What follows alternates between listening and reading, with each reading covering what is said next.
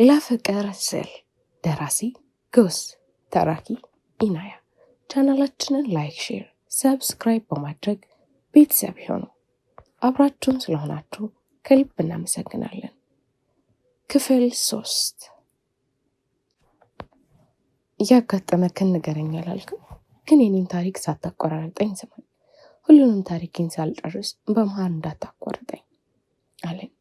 አይኔን እያየ እኔም እንደ እሳት ከሚለበልበው የፀሐይ ጨረር ጋር እየታገልኩ እሽታዬን ጭንቅላቴን እየነቀነቅ መለስኩለት። ቅድም እንደነገርኩ ስሜ አዱኛ ነው። ትውልድ ያደግኩትም እዛው አውቶቢስ ተራ ነው። ያው የድሃ ልጅ መሆኔን መጥቀስ አያስፈልግም። መላው ኢትዮጵያ ላይ የሚኖሩ ማህበረሰቦች ከ95% በላይ የገንዘብ ድሃ ናቸው። እሱም የመጣው በአስተዳደራዊ ችግሮች ነው። እሱን እንተውና ወደ ጉዳያችን እንግባ። በጣም ሰነፍ ተማሪ ነበርኩ። እሱንም ከመሄድበት ቀናቶች ይልቅ ፎርፌ እየቀረው የምሸቀልበት ጊዜያቶች ብዙ ናቸው። እንደ እናትም ሆነ እንደ አባት ሆና ጉሊት ቸርችራ ያሳደገችኝ እናቴ ነች። እናቴ ሁሌም ተምሬ ዶክተር አሊያም ኢንጂነር እንደሆነላት ትመኝ ነበር። እኔ ግን ልቤ የሰፈር ጥሎች ላይ ሸፈተ። ከአቦነት የመሆን ህልም ላይ ተደነቀረ። በተለያዩ ጊዜያት የተለያዩ ውጣ ውረዶችን ባሳልፍም አንድም ቀን ለችግሮቼ ተረትቼ አላውቅም። በባሌም ሆነ በቦሌ ችግሩን አስተካክለው ነበር። ግን 21 ዓመት ሲሞላኝ የመጣላት አባዜ ሙጭጭ አለብኝ። የሰፈሩን ሰው መውጫ መግቢያ ሳጣሁት። ሴቶችን አስገድጄ ከመድፈር ብዙ ወንጀሎችን የአካል ጉዳት እስከ ማድረስ ደረስኩ። ግን አንድም ቀን ለእስራት ተዳርጌ አላውቅም። በጣም ስለሚፈሩ ትንፍሽ አይሉም። እናገራለሁ ብለው ቢያስቡ ራሱ ተፈትቼ አሊያም አምልጬ ነፍሳቸውን ገሃነም እንደማደርግ ያውቃሉ። ገሃነም ስልህ እነሱም ማሰቃየት ሳይሆን በአካባቢያቸው ያለውን ሰው በሙሉ በመግደል ነው። ለዚህም ስራዬ ይረዳኝ ዘንድ ከሸሚዜ ስር በጀርባ ያዝጌው የምንቀሳቀሰው ገጀራ ትልቁን ሚና ይጫወታል። ለዚህም ነው አዱኛ ገጀራው የሚል ቅጽል ስም ይወጣልኝ። በዚህ ስራዬ ግን አንድም ቀን ዋጋ ከፈልኩ። ከቤቷ ወደ ተቀጣጠረችበት ቦታ የምትሄድ አንድ የዩኒቨርሲቲ ተማሪ ሴትን ለማስገደድ ብሞክርም እምቢታዋን አሳየችኝ። ግን እሷን አጥብቄ ተመኘኋት። የተቀባቸው ሸቶ የተወጣጠረውን ሰውነቴ ይባስ እንዲወጣጠር አደረገው። የተቆራረጡ እጆቿ ከቀሚሷ ፈትልከው በግማሽ የሚታዩ እጇ የባስ ስሜቴን አናረው። ከሰፈሬ በወጣም ጸባይ ነውና አስገድጄ ደፈርኳት። የሚገርመው ነገር ወንዴ ሞትኩልህ ከዚህ በኋላ ላንተ አልገባህም፣ ረከስኩልህ፣ ወንዴ ሞትኩልህ እያለች እንባን እያዘራች ራሷን ሳተች። ግን እኔ ምንም ሳይመስለኝ በድን የሆነ ገላዋ ላይ ተርመሰመስ። ጨለማውን ተገን አድርጌ ደጋግሜ ደፈርኩ። ግን እንደ አውቶቢስ ተራ ሴቶች በፍርሃት ጸጥ ረጭ የምትል ሴት አይደለችም። እሷ ለቤተሰቦቿ ወሬውን በሙሉ አዳረሰች። ቤተሰቦቿን ለማግኘት የፈጀባቸው 4 ቀናት ብቻ ነበር። አባቷ እሳት ጎርሶ እሳት ለብሶ በሰባይ ጥይት ደበደበኝ። እሱም አልበቃ ብሎት ከጀርቤ ላይ የወደቀውን ገጀራ አንስቶ ለዘለዓለሙ ሴት የተባለ እንዳልጠጋ አድርጎ አስቀረኝ። ስንቱም ባደማውበት በራሴ ገጀራ ራሴውኑ ደም በደም አደረገኝ። ሴትን እንዳልደፍር ሰለበኝ። ሆስፒታል በገባው በወሩ ራሱን ሳውቅ ሰውየው ከመታሰሩ በፊት ወደ ጣሊያን መሸሹን አረዱኝ። ከሁሉም ከአይኑም ባውን እያፈሰሰ መናገር አቃተው። ቃላቶቹን ከንፈሩ አላቆ ከላንቃው ላይ መወርወር አቃተው። ከአይኑ የሚፈሱትን እንባዎች በሚንቀጠቀጡ እጆቹ እየጠራረገ እንደምንም ብሎ እናቴም እስከ ዛሬ ድረስ አድርግ የነበረውን ነገር ስትሰማ እንደዚህ አይነት ልጅ አልወለድኩም ብላ ራሷን ሰቅላ ሞተች። ከአቦሁኝ ይጦራታለሁ ብዬ ያቀድኩት እቅድ በእኔ ሲሰኝነትና አጉልጉልበተኝነት መና ሆኖ ቀረ። እኔም ባጠፋት ጥፋት ሴት ደጃፍ እንዳልደርስ ፈጣሪ በልጅቷ አባት በኩል ቀጣኝ። በየሰፈሩ መዘባበቻ ሆንኩ። ጓደኞቼ ጭምር ከእነሱ ተደብቄ ያደረግኩትን ሲሰሙ በነፍስህን የምንቀብረህ ብለው ዛቱ። ግን ዛታቸው የሚሰራ እኔ ከሞትኩ በኋላ ነው። ምክንያቱም እድጌ ልክ ነው የተፈረደብኝ። ግን የነገሮች መደራረብ ጭራሽ አረመኔ ያደረጉኝ። እስር ቤት ውስጥ ያሉትን እስረኞች መደብደብና ማቁሰል ሆነ ስራዬ። በዚህ የተማረሩት የቂሊንጦ ማረሚያ ቤት ኃላፊዎች ወደ ዝዋይ እንዲቀየር ለፍርድ ቤት አመለከቱ። ፍርድ ቤቱም ካለማመንታት ለማምለጥ አዳጋች ወደ ሆነው እስር ቤት ላከው። ግን ነገሮች ተቀየሩ። የተሳፈርንበት መኪና አደጋ አጋጠመው። ፖሊሶቹ ወዲያው እምሽክ ስላሉ ፈጣሪ እኔ በቀል ጥሜ እንድወጣ ነው ጭረት ሳይነካኝ የተረፍኩት ብዬ አመለጡ። የሰለበኝን ሰው ለመበቀልም በሱዳን በኩል ተሰደዱ። የሱዳን በረሆች እጅግ ከባድ ጊዜን አሳለፍኩ። 40 ሆነን ጉዞ ጀምረን 10 በረሃብና በውሃ ጥም ሞቱ። የእነሱ ሞት ሌሎችን ሲያሸብራቸውና ሲያስለቅሳቸው እኔ ወይ ፍንክች እንባንባ ይለኛል፣ ይተናነቀኛል። ግን እንባ ኬት አባቱ ደርቋል። ከረጢቱ ሳቅሳቅም ይለኛል። ስቆ ላይ ስቅ ጥርሴ ስቅ እያለስለቀሰች መከረኛ ነፍሴ ያለው ለካ ባሉ ግርማ ወዶ አይደለም፣ እንደኔ መንታ መንገድ ላይ ቆሞ ነው።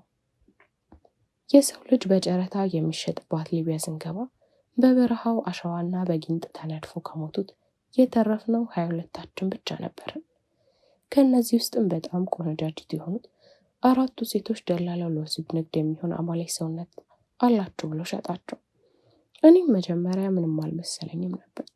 ግን ከተሸጡት ውስጥ የእናቴን ስም ያዘችው አምሳል የምትባለው እንዳለችበት ስሰማ ንዴት ይጣራ ነካ። ግን ምንም ማድረግ አልችልም። እንደ እንስሳ የጎተቱ ሲወስዷቸው እያየው ዝም ብዬ አይኔን አቦዝዤ ተመለከትኳቸው። እነሱ እንዳይሄዱ ዶክተር ነች ባይች እየተራወጡ የቀዶ ሕክምና ክፍሉን አዘጋጁ። አዲስና ንጹህ የሰውነት አካል መጥቷል ሲሉ ሰማቸው። እንደምንም ብዬ ዲሽ ላይ ተተክዬ ሰውልና ሕፃን ሳል ጓደኛ ያሲን አረበኛ ስላስተማረኝ በተሰባበረ አረበኛ ደላላው ህይወት ግን ከፈለከው አንድም ሰው ሳይጎዳ ቅድም የሸጥካቸውን ሴቶች ጨምሮ አስመጠተ በሰዓታት ውስጥ ወደ ጣሊያን ጉዞ መጀመር አለብን አልኳቸው። ዶክተሮቹና ደላላው ከጣራ በላይ ሳቃቸውን ለቀቁ። ምንም መጥፎ ቢሆንም ኢትዮጵያዊ ወኔና ቅልጥፍናን አልተውኩትም። ከጠባቂዎቻቸው አንዱን በመብረቃው ምት ጥዬ ራሳቸውን መሳሪያ 4 ሰው ገደሉ። የጥይት ድምፅ ግዴታ በሆነባት ሊቢያ የተተኮሰውን ጥይት ማናባ ገና ብሎ ሊሰማው ነው። ማንን ረሻኑን የሚሉት ሁሉም። በዚህ መሃል ግን ሴቶቹን የገዛቸው አረብ እያበደ መጣ። ደላላው ላይ እየጮኸ ሴቶቹን መልሶ በፍጥነት ወደ ጣሊያን ሁሉንም እንዲያሻግራቸው ማርቆስ አዟል። የማርቆስን ትዕዛዝ እንዳትሰጥ ከጣስክ ምን እንደሚከተለ ታውቃለህ። ከእንግዲህ መጀመሪያ አጣራ ከመሸጥህ በፊት የማርቆስ አብሯቸው መኖሩን አለመኖሩን ብሎ ተመልሶ መኪናውን እያስከነፈ ሄደ። ማርቆስ ማን ነው? ማርቆስ ሴቱ ነው ብዬ ስብሰለሰል ደላላው የማርቆስን ፎቶ መዥርጦ ሲያወጣው ባለሁበት ክብ ብዬ ቀረው። ማን ይሆን ብዬ እኔም በጉጉት ቀረው። ልቤ ተንጠለጠለ። እሱም ይህን አይቶ ነው መሰለኝ ምንም ሳይዘናገር በዝምታው ደቂቆችን አሳለፈ። በመሃል አትናገር ስላለኝ እንጂ እኔ አስችሎኝ ዝም አልልም ነበር። በሁለታችን መሃል በነገሰው ዝምታ ለጆሮ ማራኪ የሆኑ የወፍ ዝማሬዎች አልፎ አልፎ ይሰማል። ታዋቂው መንግስትን ተቃዋሚ ማርቆስ እሸቴ ለሀገሬ ክብር ብዬ የትጥቅ ትግል ጀምራለሁ ያለው በሀገሪቷ ተወዳጁ ቼኩቬራው መቼም ማርቆስን የማይገለም ሁሌም መንግስትን ከመተቸት ጀምሮ በህዝብ የሚንቀሳቀስ ጦር ያደራቸው ማርቆስ ኢትዮጵያዊ ትቅደም የሚለው ማርቆስ ሀገሩን ወዳዱ ማርቆስ በሊቢያ ጎራ ለይተው ከሚፋለሙት የስልጣን ጥመኞች በላይ የራሱ የሆነ ተፈሪ ጦር ያለው እሞትለታለሁ የሚለውን ህዝብ ሊቢያ ላይ በቆሙ እያሳረደው እንደ በሬ ብልት የሰውነት አካሉን እየበለተ ይሸጠዋል። ቆነጃጅቶቹን እየመረጠ ስሜቱን ይወጣል። ከሷ ሰልፉም ዘላለማቸውን ሻርምጣ ሆነው እንዲቆዩ ይፈርድባቸዋል። አይጃገር እውነትም እምዬ ኢትዮጵያ ሞኝነሽ ተላላ የሞተልሽ ቀርቶ የገደለሽ በላ የተባለው በምክንያት ነው። ይህም የኛው ጉድ ለህዝቡ ቆምኩ እያለ ሀብቱን ከማሳደጉ ባለፈም አጋድሞ ከኢትዮጵያ እስከ ሊቢያ አጋድሞ እንደ በሬ ያርደዋል። ለነገሩ ፖለቲከኛ በሙሉ ያው ነው፣ እንደ ደላላ ምላስ ነው እንጂ ተግባር የለም። በተግባር የሚሰራውንም እድሜ ለበላተኞቹና ለማርቆስ ከቀኝ ወደ ግራ ከግራ ወደ ቀኝ እያዋከቡ ሀሳቡን በሙሉ መና ያስቀሩታል። ባስካልም ይገድሉታል። ፖለቲካውን ትተን ወደ ጉዳዩ ስንገባ መቼም ማርቆስ እንደዚህ አረመኔ ከሆነ እናንተ ለምን ለቀቃችሁ እያልክ ይሆናል። እኔም ፍሪከንሲ ነገሮች ትቶ ወደ ዋናው ነጥቤ ስለገባልኝ አዎንታይም በጭንቅላቴ ንቅናቄ መለስኩ። ማርቆስ ማለት እናቴ ዓይንህን ላፈር ብላ ያባረረችው አባቴ ነው። በፎቶ ብቻ የማውቀው አባቴ እኔን እንዴት እንዳወቀኝ ባላቅም ዛሬ ለእኔ መድህን ስለሆነ ወደድኩት። በፍጥነትም ወደ ጣሊያን በባህር ጉዟችንን ጀመርን። በተሰባበረ ጀልባ ላይ 40 ሰው መያዝ ሲገባት 90 ሰው አጭቃ ጉዟችንን ቀጥለን በማርቆስ ትዕዛዝ እንጂ እንደውም መርከቧ እስከ 300 ሰው ነበር የምታጭቀው በፊት ላይ። ጉዟችንን ጨርሰን የባህሩ መሀለኛው ክፍል ላይ ስንደርስ መርከቡ በማዕበል ተናጠ። ወርደን በዋና ወደ ዳርቻው እንድንመለስ የባህሩ ጥልቀት ወዳለው የውሃ ክፍል ደርሰናል። የማዕበሉ ወጀብ እያንገላታን የተወሰነ ደቂቃ አለፈ። የለበስነው ልብስ በውሃ ረሰረሰ። የመርከቧ የውስጠኛው ክፍል ላይ ውሃም ቀስ በቀስ ገባ። በዚህ ጊዜ ነበር መርከቧ እየሰመጠች መሆኗን የተረዳ ነው። ከዚህ በኋላ የሞት ሽረቱ ከውሃው ጋር ሳይሆን ከደላላው ጋር ሰው መቀነስ አለበት እያለ ከኛ በስተቀር ሌሎቹን በሙሉ በሚያስብል ሁኔታ ወደ ባህሩ ወረወሯቸው። የሰው ልጅ እየጮኸና እያቃተተ ጥሎ መሄድ ከባድ ነው። ሊያውም ውሃ ላይ ሲሆን ነፍሱ እንዲያርፍ ራሱ በስነ ስርዓት ግብአተ መሬቱን አትፈጽምለት። ያም ሆነና ጣሊያን ድንበር አመሻሹ ላይ ደረስን። ግን የጣሊያን ጠረፍ ጠባቂዎች እጅ ስር ወደቅን። ፈጣሪ በእነሱ እጅ አይጣልክ ወንድሜ። ስቃዩ ስቃይ እንዳይመስል፣ መጀመሪያ ላይ የሚያደርሱብህ ግፍ እንዳይመስል። አያሌ ሴቶችም ወንዶችም ይደፈራሉ። ጠያቂ ያላቸውማ ነገሮችን አስቀያሚ የሚያደርገው ነገር ደግሞ በተመሳሳይ ጾታም የሚደፈሩ አሉ። ግን ነገሮች ተጣርቶ የስደተኞች ካምፕ ከገባ ነገሩ አከተመ። መንገዶች እንደተሳኩልህ መቁጠር ትችላለህ። እኔም ስደተኞች ካምፕ ተጫውቼ ስራ ማፈላለግ ስጀምር ሁሉም መንገደኞች ወደ ዶን ድሪካንዶ ወሰድን። እኔም ምንም ሳላቅማማ ከተራ እጽ አዘዋዋሪነት ተነስቼ የእጽ አዘዋዋሪ ተቆጣጣሪዎች ሆንኩ። ለዚህም ያበቃኝ አረመኔነቴ ነው። ለማንኛውም ተቀናቃኝ ዶኞች ርህራሄ አላሳይም። ከሸሚዜ ስር ሻጥ የማደርገው በገጀራው ፋንታ ካሊበር ሽጉጥ ታጠቅኩ።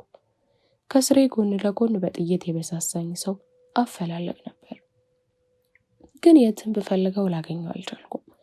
ግን አንድ ቀን የጣሊያን ጋዜጣ ላይ ተወዳጁ የሀበሻው ሚሊዮነር ወደ ኢትዮጵያ መመለሱን የሚያትት ሀተታ ከፎቶ ጋር ተያይዞ ተመለከትኩ።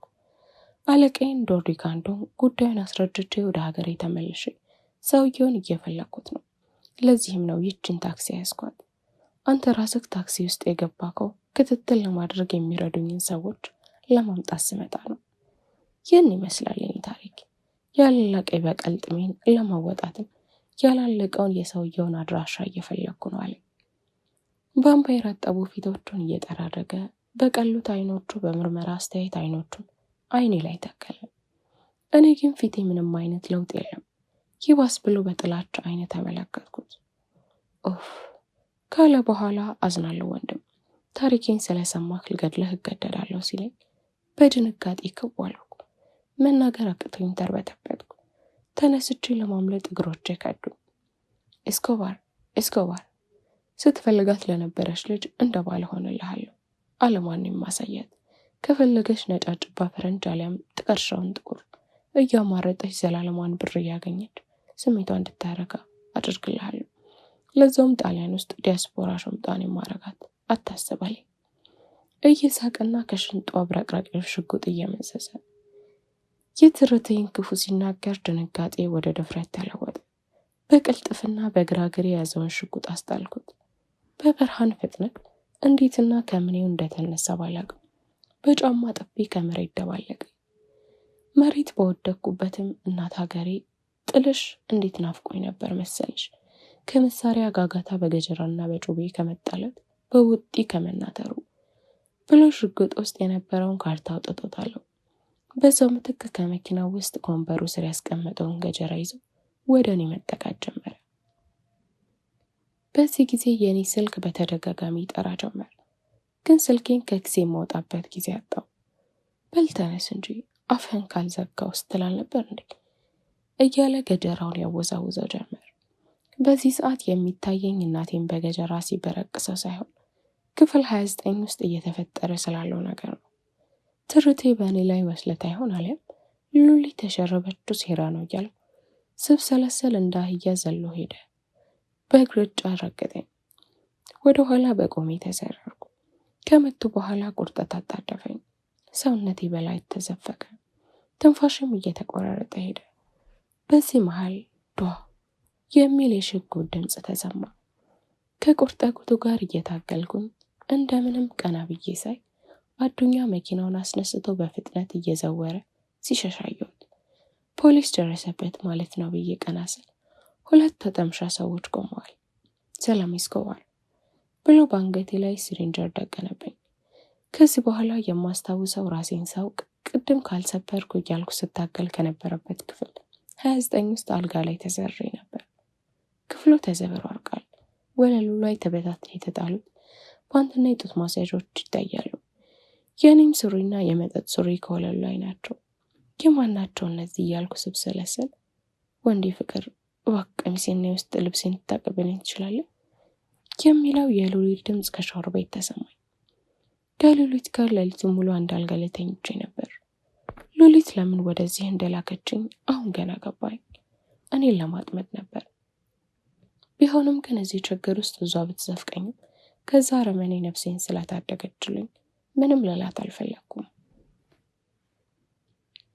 ወራቶች እየነገዱ እኔም በህይወቴ ውስጥ እጅግ ተፈላጊ ያልኳቸው 2 ሰዎችን እያፈላለኩ ከትርቴ ጋር በፍቅር ናቆርኝ። ትርቴ በንጹህ ፍቅሯ ከልቧ እያፈቀረችኝ፣ እኔ ግን ከሉሊት ጋር የተዳራውበት ቀን እንደ ጦር ህሊኔን ይወጋኝ ጀመር። እኔና ትርቴ በተዋወቅንበት በ9ኛው ወር የምትገባ ስምጥ የጠፋችው ሉሊት ከ2 የሰማይ ስባሪ ከሚያክል ሰዎች ጋር ድጋሚ በቃለች። ዋው ፍቅር! በፍቅር ሆናችሁ የለ እንዴ? ለማንኛውም 3 ወራቶችን በሙሉ ስትፈልገኝ ነበር አሉ። እኔ ግን ያንተን ብላ ሆዷን እያሻሸች ስትንተባተም ነበር። ብላ በተቀመጥንበት ጥላን ለመሄድ መንገድ እንደጀመረች ፊቷን መለስ አድርጋ የኔ ካልሆንክ የማንም አትሆንም ብላ እየተቆናጠረች ወደ ጥቁሩ መኪና ገባች። ፍቅር ምን ማለት ፈልጋ ነው ያንተን ስንከባክም ማለት ነው አለችን። ልክ እንደ ሉሊት ሆዷን እያሻሸች አላውቅም እኔም ትርቴ ሉሊትን ታውቂያትል የሁለታችንን ለማጣለት የማትፈለቅነው ድንጋይ እንደሌለ አልኳት። አይኔን አይታ መዋሸቴን እንዳታውቅ አይኖቼን እያሻሸው እሱማ ልክ ነህ ግን ብላ የጀመረችውን ሀሳብ ትታ እስኪ ሉሊት ማነች? የት ነው የምታውቃት? ግንኙነታችሁስ ምንድን ነው? አለችኝ። ስለ እኔና ስለ ሉሊት ከስር መሰረቱ ለመገምገም በሚመስል መልኩ በጥያቄ አይን እያየችኝ ትርቴ ማስታወስ ወደማልፈልገው የህይወት ክፍሌ በሀሳብ ኮረኮረችኝ። ዳግምም ብዙ ወደ ተሰቃየሁባቸው 2-5 ዓመታትን ወደኋላ መለሰችኝ። በጊዜው ግቢ ወደ ሌለው መቱ ዩኒቨርሲቲ በትዝታ ከነብኩ። እኔና ጓደኞቼ የዩኒቨርሲቲ መግቢያ ፈተናችን ጥሩ ነጥብ አምጥተን ማለፋችንን ካወቅንበት ቀን ጀምሮ የምንመደብበት ዩኒቨርሲቲዎች በጉጉት ስንጠባበቅ ነበር። እንደ ዕድል ሆኖ 6ታችንም መቱ ዩኒቨርሲቲ ተመደብን። አቤት በዛ ጊዜ የነበረን ደስታ! መላ ሰፈሩን በአንድ እግሩ አቁመነው ነበር። ንግግሬን ሳልጨርስ በመሃል ጣልቃ ገብታብኝ አሁንም እኮ ያው ናችሁ እያለች ተፍለቀለቀች። የእሷ ደስታና ሳቅ ለኔ ዓለሜ ነው። ዓለምን በተለየ መንገድ ያየሁባት ሴት ነች። ትርቴ ስትስቅ ሁሌም የደስታ ስሜት ይሰማኛል። ስትከፋም ሆነ ስታዘን ከሷ በጥፉ እንከፋለሁ። ፍቅር ማለት አንዱ በአንድ ውስጥ ዘልቆ ገብቶ በአንድ አካል አንድ አምሳል መሆን ማለት አይደል? ፍቅር በተያዘን ቁጥር ልባችን ለተጣማሪው አሳልፈን እንሰጣለን። ልብ ለልብ እንተሳሰራለን። ልባችንን ስለተቀያየርን ነው። ዘለግ ላለ ጊዜ ሳንታይ መቆየት መተንፈስ እስኪያቅተን ድረስ ልባችን እንዲረበሽና እሷን እንዲለን በናፍቆት አለንጋ እየተገረፈ እንዲቃጠል የሚያደርገን ፍቅር አይደል? ሳቋን ስታባራ አይኔን ከሷ ነቅዬ ወደፊት ለፊት እየተመለከትኩ ዳግም ወደ ኋላ በምዕናቡ ወጀብ ተመታው።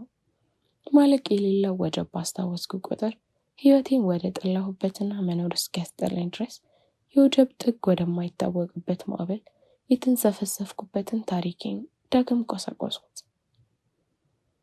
እንደነገርኩሽ የተመደብንበት ዩኒቨርሲቲ ካወቅን ጀምሮ ቤተሰብ ወደ ጦር ሜዳ የሚልከን ይመስል ምክሩን ደረደሩብን። አደራ ልጆቼ፣ ጫት፣ ሺሻ መጠጥ እንዳትለምዱ፣ ጸጉራችሁንም ቢሆን እንደዚህ እንደነበረ የሸፈተ ሸፍታ መስላችሁ አትማሩ፣ ሊያባሯችሁ ስለሚችል ሙልጭ አድርጋችሁ ታቆረጡ፣ ሴት የተባለ አትልመዱ፣ በየመሽታው ቤት አትዙሩ፣ እዚህ መደባደብ የለመዳችሁትን እዛም ይዛችሁ አትሄዱ እያሉ ይጨቀጭቁን ጀመር። የሚገርመው ነገር እኛ ሁላችንም የሚመክሩን ሺሻና ሲጋራ ማጨስ በስተቀር ያሉትን በሙሉ የምንተገብር ልጆች ነበር። ሁሌም ቢሆን መጠጥና ጫት የዘውትር ተግባራችን ነበር። መጠጥና ጫት ባለበት ሴት ይጠፋል ማለት ዘበት መሆኑ ይታወቃል። አሁንም ጣልቃ ገብታ ለመሆኑ ቀን በቀን ለሱስ መጠመጃ የሚሆነው ብር ከየት ነው የምታመጣው? አለች ፊቷን ቀጭም አድርጋ። እኔም ፈጠን ብዬ እዚህ ዓለም ላይ መብል ብትቸገሪ ማንም አንድ ዳቦ የሚገዛልሽ የለም። በተለይ ደግሞ ኢትዮጵያ ውስጥ ወጣቱ በረሃብ እንደገረጣች አይቶ ባላየን የሚያልፍሽ፣ ግን ለሱስ ሲሆን ሁሉም በርሽን አንኳኩቶ ይመጣል። በአራቱም አቅጣጫ ነው ጋባዥ የሚጎርፈው። ለሱስ ሲሆን ማስታወቂያውም ሰው ሁላን የሚያገበስሽ፣ ምክንያቱም ሱሶች የሉሲፈር ወጥመዶች አንዱ ስለሆነ። በቂ ገርበብ አርጌ ወደ መቱ ለመጓዝ ህልኔን ዳግም ቆሰቆስኩት። ቤተሰብ ሲመክረም በትምህርታችንም ጎብዘን ልክ እንደ ጋሻ ተከስተ ልጅ ሁሉ በዲግሪ ተመርቀን ቤተሰቡን እንድናኮራ ጎን ለማመጡን ነበር። አይደርስ የለምና ዩኒቨርሲቲ መግቢያችን ተቆረጠልን። ቀን ደረሰ። እኛም በሌሊት አውቶቢስ ተራ ሄድን። አውቶቢስ ተራ ከአራቱም አቅጣጫ በመጡ ሰዎች ተጨናንቋል። ወቅቱ ዩኒቨርሲቲ ተማሪዎች የሚጠሩበት ስለሆነ የተሳፋሪውን እኩሌታ የሚይዘው ተማሪ ነበር። ግርግሩን እንዴትም ብለን አልፈን መቱ ለመድረስ የሚያግዘንን ዘላቂን የአውቶቢስ ትኬት ቆርጠን ጉዟችንን ከጠዋቱ 12 ተኩል ላይ ጀመርን። ስድስታችንም አንድ ላይ ለተቀመጥን ብለን የመከራን አይነት ወደሚያስታቅፈው የኋላ ወንበር ላይ ተቀመጥን። የመኪናውን ሞተር ከቀሰቀሰው ጀምሮ ሸገርን ለቀን እስክንወጣ ድረስ ከተማው ጭንቅንቅ ነበር። የትራፊክ ፍሰቱ የ30 ደቂቃ መንገዱ 1 ሰዓት ከ30 ደቂቃ ይፈጅብናል። መኪናው በፒስታውና በተቦረቦረው መንገድ ሲንገላታ እኛም እንደ ወተት እየተናጥን ብዛት የማናውቃቸውን ከተማ አልፈን ወደ 5 ሰዓት አካባቢ ወልቂጤ ላይ ጂንኳ ለምሳ ወረድን። በወልቂጤ ጂንካ ከሚባለው ሆቴል ለ30 ደቂቃም ተመግበን ጉዟችንን ቀጠለን። የወልቂጤ ፍተሻ ጣቢያን እንዳለፍን እንደ በረሃ ነጋድ የሚያቃጥለውና ለዓይን ማራኪ የሆነው ገደላማ አቀማመጥ ያለው ግቢ በረሃ ደረስን።